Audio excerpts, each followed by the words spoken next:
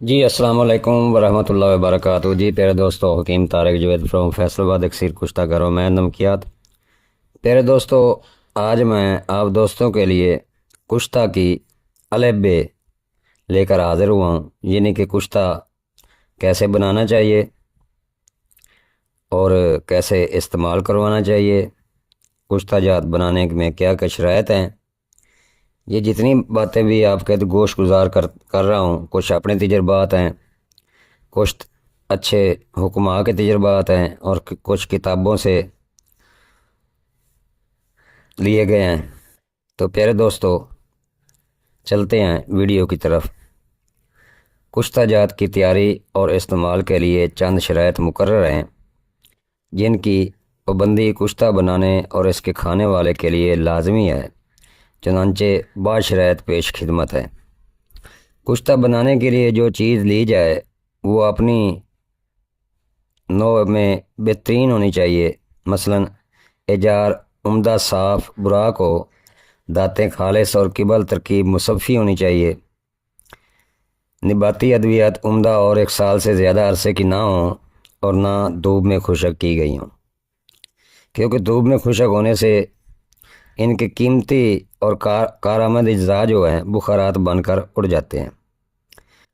نسخہ کے اوزان مقررہ میں کسی قسم کی کمی پیشی درست نہیں، کیونکہ کامل اور استاد فن کے مقرر کردہ اوزان کو جو خاص مسلط سے مقرر کیے جاتے ہیں، تبدیل کرنے سے ان مسلطوں کا فوت ہو جانا لازم ہو جاتا ہے، جس کی وجہ سے وہ نسخہ کسی بھی طرح مکمل صورت میں تیار نہیں ہو سکتا۔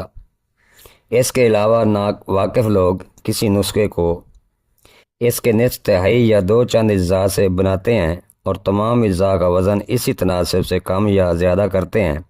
اس صورت میں اگرچہ بعض اوقات نسخہ درست بن سکتا ہے، لیکن عام طور پر بنظر احتیاط قاعدہ یہی ہے کہ نسخہ کے اجزاء کو بالکل کم یا زیادہ نہ کیا جائے، اگرچہ کمی یا بیشی خاص حساب کے تناسب پر بھی ہو، کیونکہ اکثر حالتوں میں یہ تناسب بھی کام نہیں آتا اور نسخہ ایسا عمدہ تیار نہیں ہو سکتا جیسا کہ ٹھیک مقرر اجزاء پر تیار کرنے سے ہوتا ہے۔ کسی دوا کو کھرل کرنے، پکانے یا آگ دینے کی جو مدت مقرر کی گئی ہے، اس سے تجاوز نہ کیا جائے۔ کھرل کرتے وقت گرد و غبار سے اور دوا کو آگ دیتے وقت ہوا سے محفوظ رکھیں۔ نباتات کا پانی دوا میں ڈالنے سے پہلے مقطر یا مروق کر لیا جائے۔ سب سے بہتر ہے کہ مروق کر لیا جائے، یعنی کہ آگ پر رکھ کر اس کو پھاڑ لیا جائے۔ جب ابالا آنے لگے تو پانی کو نیچے اتار لیں اور کپڑے میں ڈال کر لٹکا دیں، تو یہ بہترین مقطر ہو جاتا ہے اور فضلات اس میں نہیں ہوتے۔ اگر فضلات آپ ساتھ کھرل کرتے ہیں تو نفیس بھی نہیں بنتا اور براق بھی نہیں ہوتا۔ ترکیب دوا کے وقت پاکیزگی کا خیال رکھیں، درود شریف پڑھتے رہا کریں، اپنے اللہ تعالیٰ کو یاد رکھا کریں اور هو الشافی پڑھا کریں، یا سلاموں بھی پڑھ لیا کریں، تو آپ کی دوا میں اضافی طاقت ہو جائے گی۔ کسی دوا کو جو بوٹی کے پانی سے کھرل کی گئی ہو، خشک ہونے سے پہلے بوتا میں بند نہ کریں اور جب تک بوتا خشک نہ ہو جائے، یعنی کہ کجی جسم کو بولتے ہیں یا کہ ہم نقدہ بولتے ہیں، جب تک خشک نہ ہو جائے اس کو آگ نہ دیں، اور جب تک آگ بالکل سرد نہ ہو جائے دوا کو باہر نہ نکالیں۔ جب بوتا باہر نکالیں تو خاکستر وغیرہ دور کر کے اس کو بالکل صاف کر کے بآستگی کھول لیں تاکہ دوا مٹی میں نہ مل جائے یا دوا میں مٹی نہ مل جائے۔ کشتہ جات کو تیاری کے فوراً بعد استعمال نہیں کرنا چاہیے، بلکہ کچھ عرصہ مثلاً 6 ماہ یا 1 سال بعد استعمال کریں، اور یہ احتیاط زیادہ سمی ادویات کے لیے لازمی ہے۔ کشتہ جس قدر پرانا ہو اسی قدر اس کا اثر زیادہ ہوتا ہے۔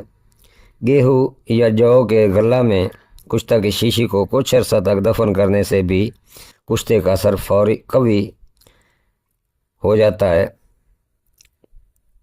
اور ان کی تیزی کی اصلاح بھی ہو جاتی ہے۔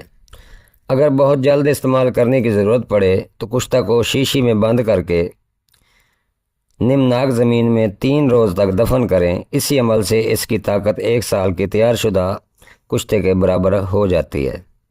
کسی کشتہ کو پورے طور پر مکمل ہونے سے پہلے استعمال نہیں کرنا چاہیے، کیونکہ ناقص رہ جانے سے ایسا کشتہ بجائے فائدہ کے نقصان کا باعث بنتا ہے۔ ایک بار میرے پاس ایک دوست آیا تو کہتا ہے جی میں بہت کشتے تیار کرتا ہوں، خاص کر کے میں شنگ فر بہت تیار کرتا ہوں۔ لفظ دیکھیں، شنگرے کی بجائے وہ بول رہا ہے کہ شنگ فر بہت میں استعمال کرتا ہوں، میں منوں کے حساب سے شنگ فر بنا چکا ہوں۔ میں اس کے تلفظ سن کر دل ہی دل میں ہنسنے لگا اور میں نے کہا جی آپ بالکل بہت زیادہ کرتے ہیں، میں سمجھ گیا ہوں کہ آپ نے بہت شنگ فر تیار کیا اور آپ بہت بڑے کشتہ ساز ہیں۔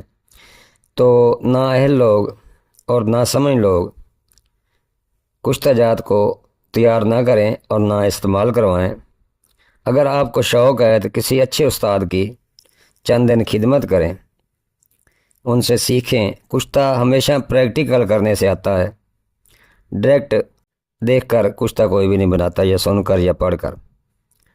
کچھ کشتہ جات بن جاتے ہیں، مگر کچھ کشتہ جات ایسے ہیں جس کے لیے استاد کا ہونا بہت ضروری ہے۔ کشتہ کو تیار ہو جانے کے بعد کسی شیشی میں بند کر کے خیال رکھیں کہ ہوا والی نہ ہو، اس کے اندر ہوا نہ جائے، نمی نہ جائے، تاکہ ہوا اور پانی کی نمی سے محفوظ رہے۔ کشتہ کو کاغذ کی پڑیا یا شاپر میں رکھنے سے اس کا اثر زائل ہو جاتا ہے، باطن ہو جاتا ہے۔ مکمل اطمینان کے بعد کسی ناتجربہ کار سے کشتہ لے کر کھانا نقصان کا سبب ہو سکتا ہے۔ جب کشتہ کھانے کی ضرورت محسوس ہو تو اس کی استعمال سے پہلے بدن کو بذریعہ اسہال معدے کو صاف کریں۔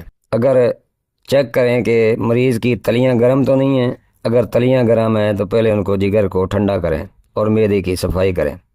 پھر دوا کو مقررہ بدرقہ کے ساتھ پہلے روز اس کی اصلی وزن کا 1/4 حصہ استعمال کرائیں، دوسرے روز آدھا حصہ، تیسرے روز 3/4 حصہ اور پھر پورا حصہ کھلائیں۔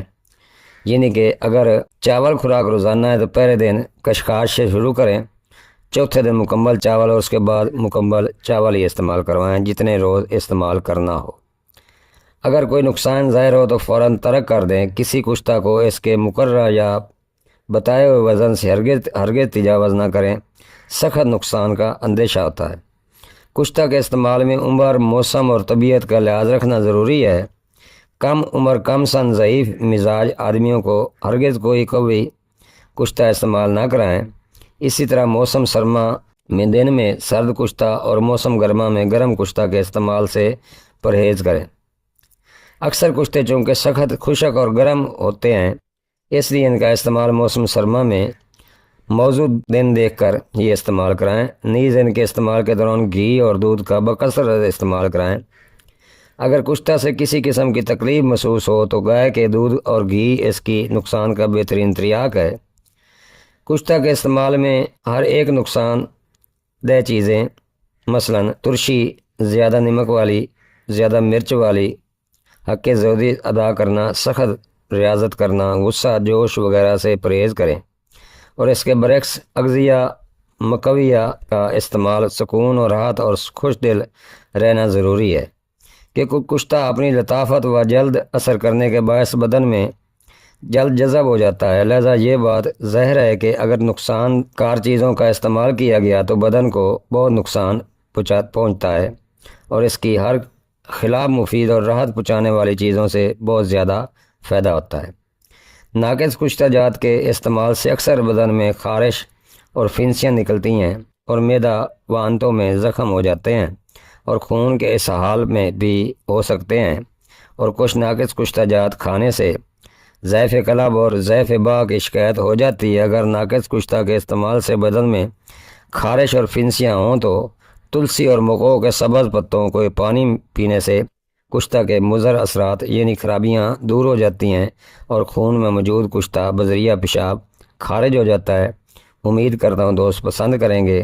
السلام علیکم ورحمۃ اللہ وبرکاتہ۔